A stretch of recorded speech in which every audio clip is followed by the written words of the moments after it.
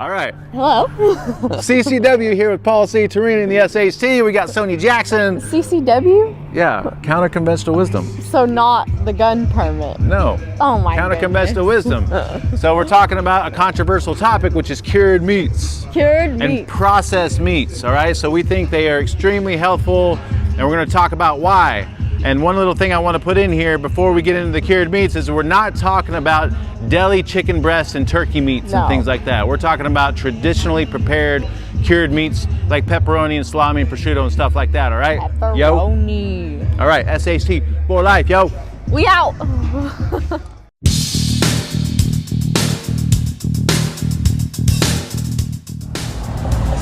All right, yo, pulling up to Cured and Way. Gonna grab some cured meats for today's video.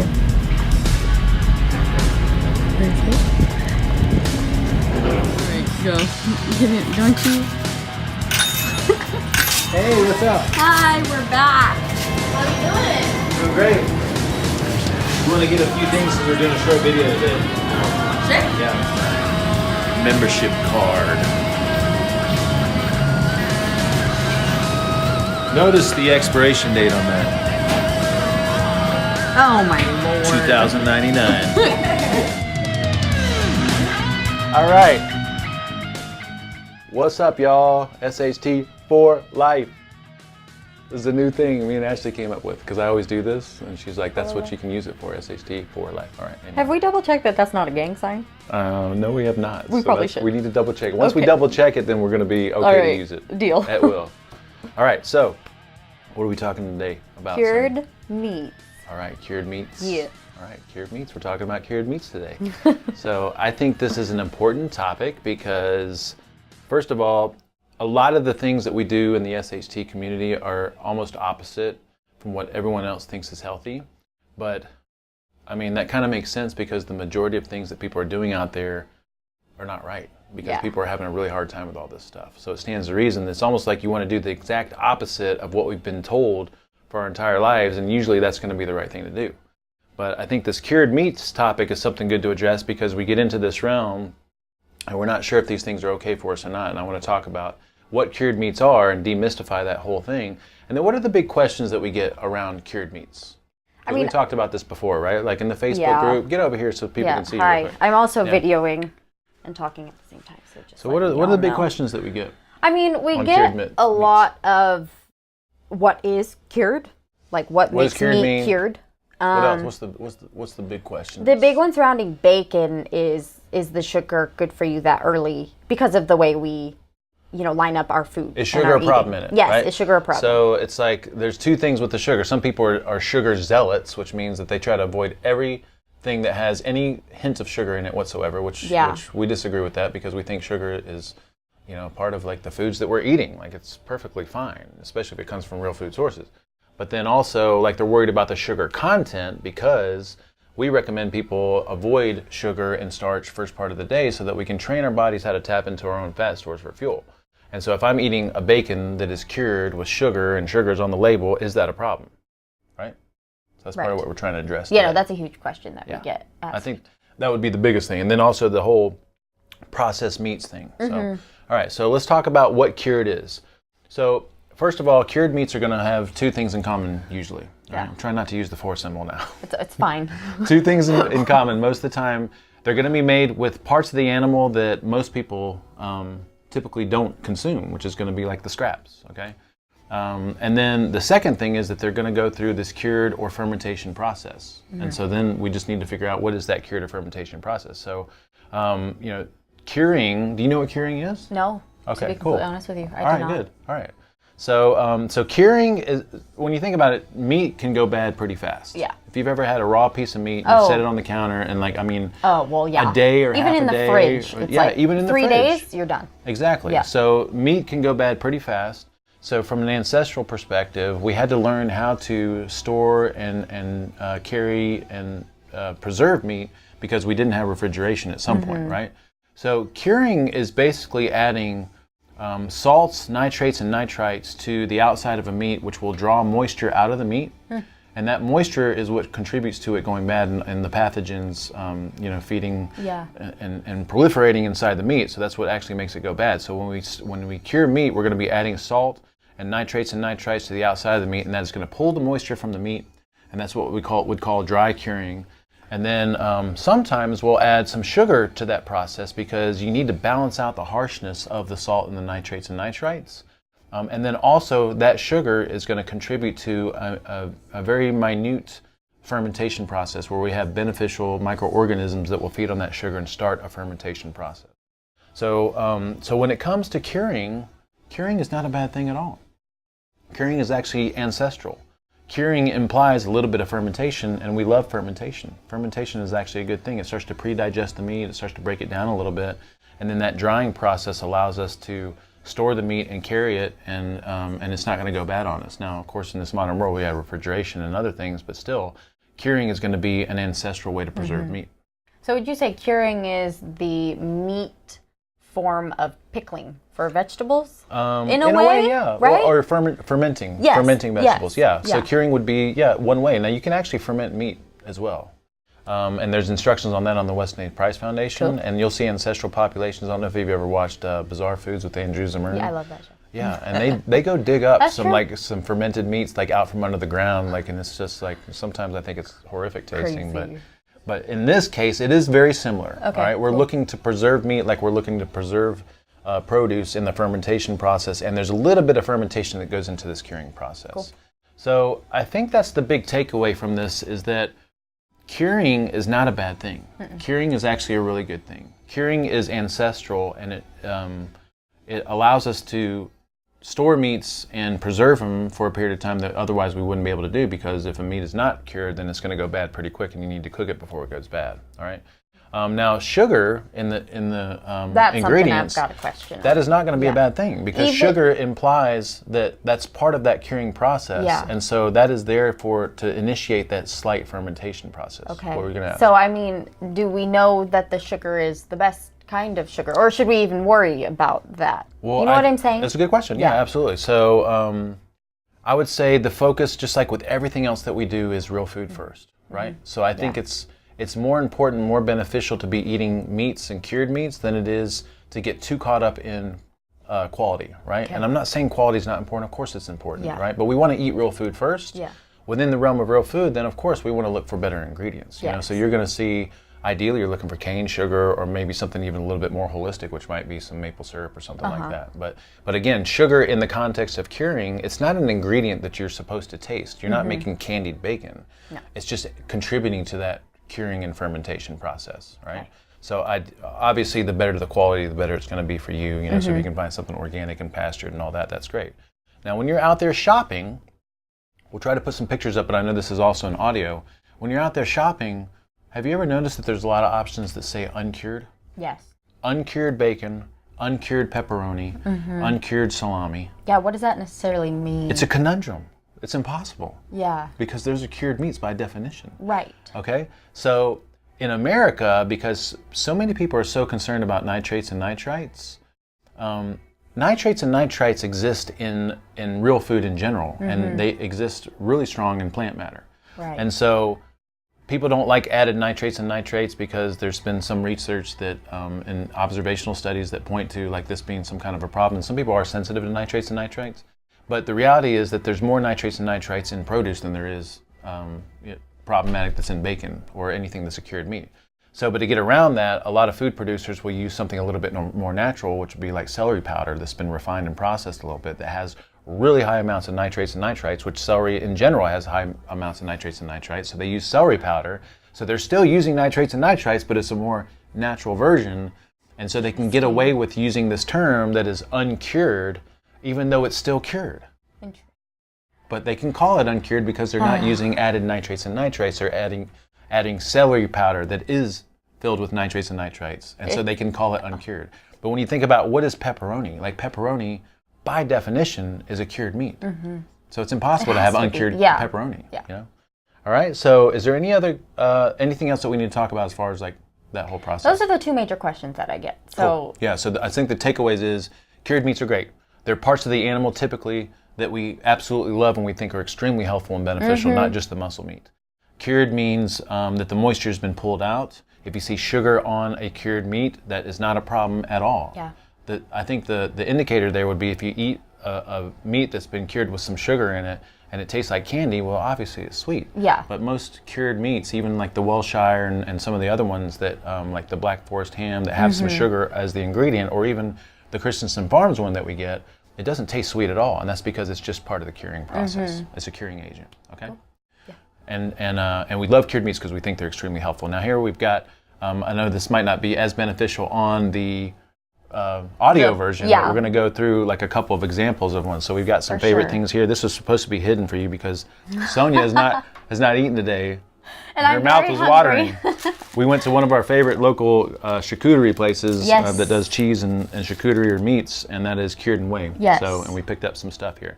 So let's talk about, I got some little write-ups here. What is this first one? Prosciutto. So prosciutto is made from a pig or wild boar's hind leg or thigh. And then there's different versions of prosciutto, okay? So this is cleaned and then it's cured. They add those ingredients to the outside of it. It's salted. And then it usually takes, if I'm not mistaken, about 9 months for it to go through this whole curing process. 9 months. So when you look at this, this has not been cooked, but it is not considered raw because it is cured.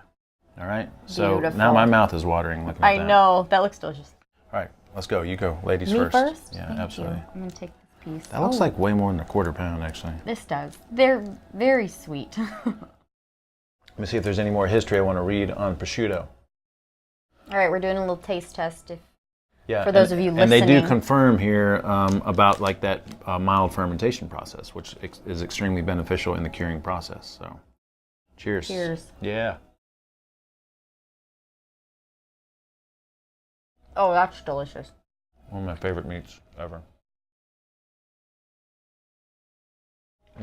Okay, you're going to laugh at me. You want to know what this tastes like? A croissant. It does. Does that not just taste exactly like a croissant? Buttery. It's got a buttery taste to it.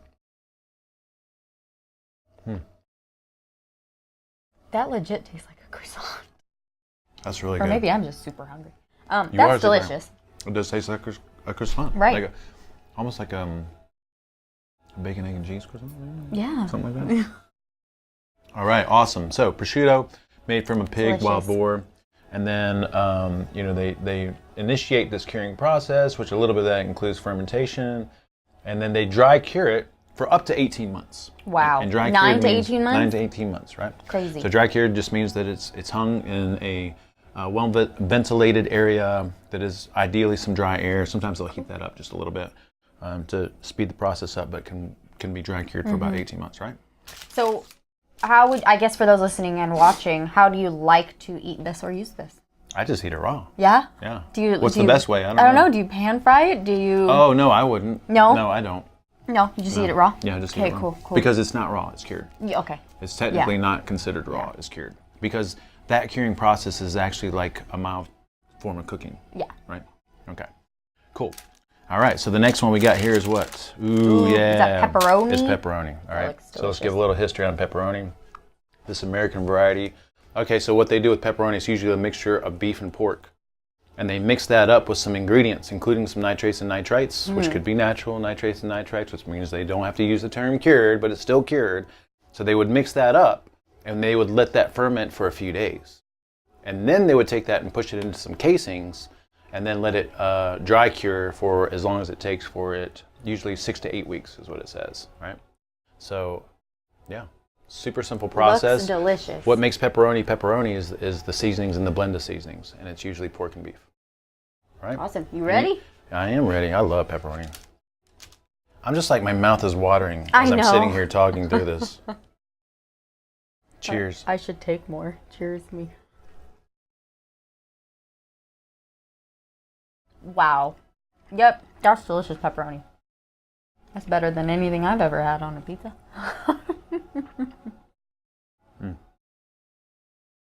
That's delicious.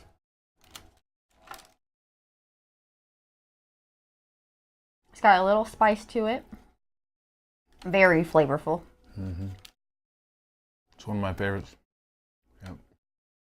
So what makes that red is the nitrates and nitrites in it. Really? Mm-hmm. Turns the color a little bit. All right. Feel free to have as much of this as you want. I know. After I'm we like get out of being here. super. All right, so let's go on to the next one, which is dun, dun, dun, dun, dun. We're supposed to have Spanish chorizo. Wish we had that, but it's all good. All right, so we're going to talk a little bit about salami? it. Salami. Ooh. Genoa salami.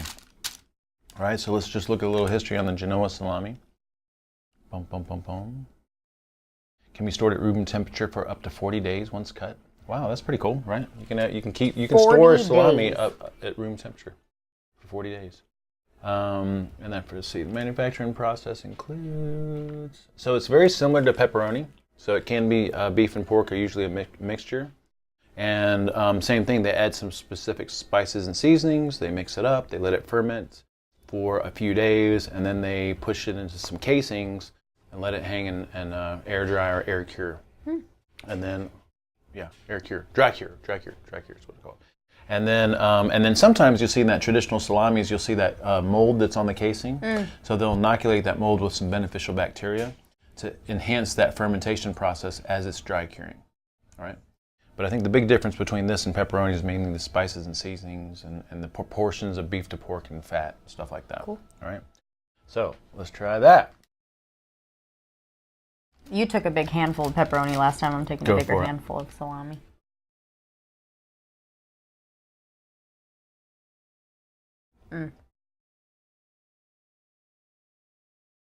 That's good. Milder, not as spicy. Mm-hmm. You can definitely tell there's more fat.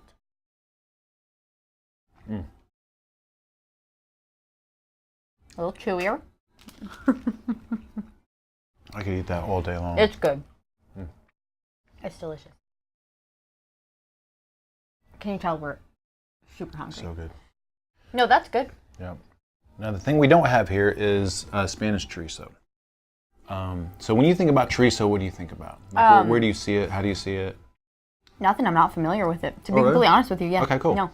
So usually a lot of people when they think about chorizo, they think about like if you go to a grocery store, like at Whole Foods here, behind the meat counter, they'll have what looks like raw ground beef, but it's like red colored. So it's like, it's chorizo flavored pork. Oh, okay. And so that's Mexican chorizo. That's raw and that has to be cooked. And you just put that in a skillet and do like ground beef or something like that. But if it's Spanish chorizo, then it's made this traditional way. So it is mixed and typically it's just pork. Let me make sure I read this. Dried and cured sausage, chopped pork and fat, and then it's seasoned with certain seasonings which include paprika and some other things that give it that chorizo flavor. So, and sometimes you'll see big chunks of fat in it. So what they do is they mix that up and same thing, it'll ferment for a few days and then they push it into casings and they dry cure it.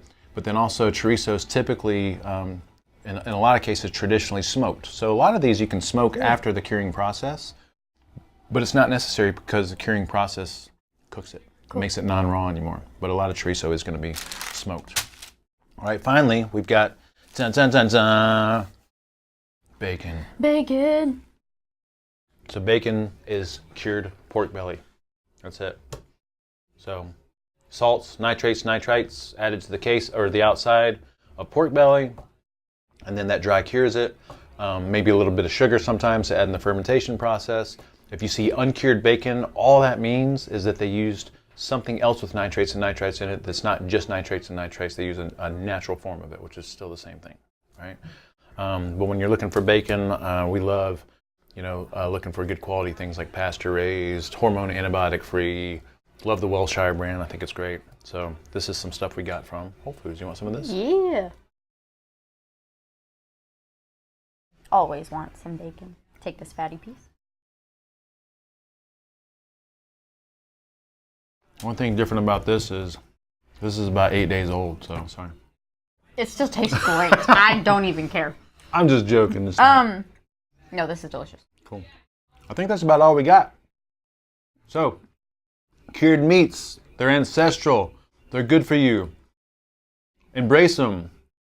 You can upgrade your quality by looking for, better quality ones. Actually, we'll have some links to some producers that Michael from Cured and Way talked about that he sources from Colorado and some other places that actually really take care of the animals they're raised sustainably and grass-fed and pasture-raised and all that kind of stuff. So that's going to be a good resource. But if you're here in Vegas, I would check out Cured and Whey, because Cured and Whey rocks, and they source really good quality charcuterie and cured meats and cheeses and things like that. And if you're part of the SHT membership, make sure to flash them that little membership card. Yes, because you will get a discount there. They're amazing. Yeah, so. That's right. Yeah. All right. See y'all soon. See ya. Cheers.